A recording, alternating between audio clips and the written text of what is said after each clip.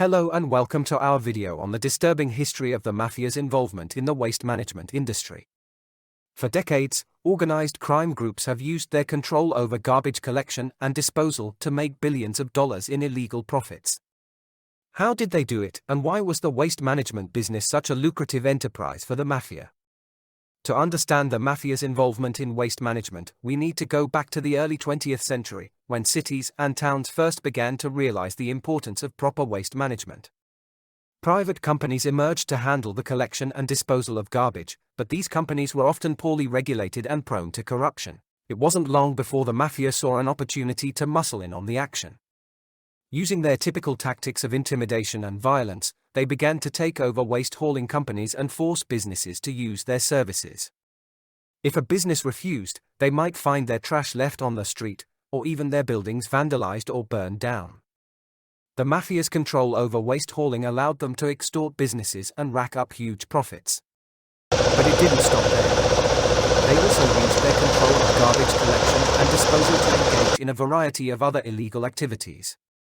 For example, they might illegally dump hazardous waste in order to avoid the high costs of proper disposal. This not only allowed them to make even more money, but it also posed a serious threat to the environment and public health. The Mafia's domination of the waste management industry was a major problem for decades, but it wasn't until the 1980s and 1990s that authorities began to take serious action. Several high-profile cases and investigations exposed the extent of the Mafia's involvement in the waste management business, and many of the key players were eventually brought to justice. One of the most famous cases was the Mafia Commission trial, which took place in New York in the mid-1980s. This trial exposed the inner workings of the Mafia and the extent of their control over the waste management industry in the city. However, the fight against the Mafia's involvement in waste management is far from over. Even today, organized crime groups continue to exert some control over the industry, particularly in less developed countries where regulation is weaker. The legacy of the Mafia's involvement in waste management serves as a cautionary tale of the dangers of corruption and the importance of strong oversight. It's a reminder of the need to keep a close eye on the companies that handle our trash and ensure that they are operating ethically and legally.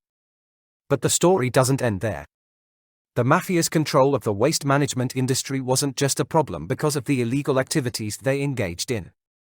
It also had serious consequences for the workers in the industry.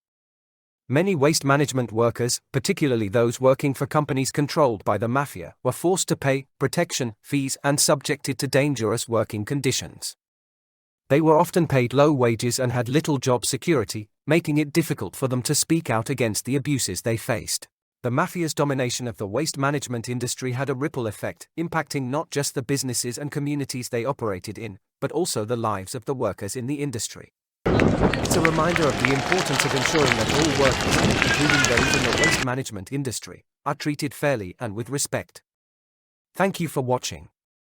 We hope you learned something new about the dark history of the Mafia's involvement in the waste management industry.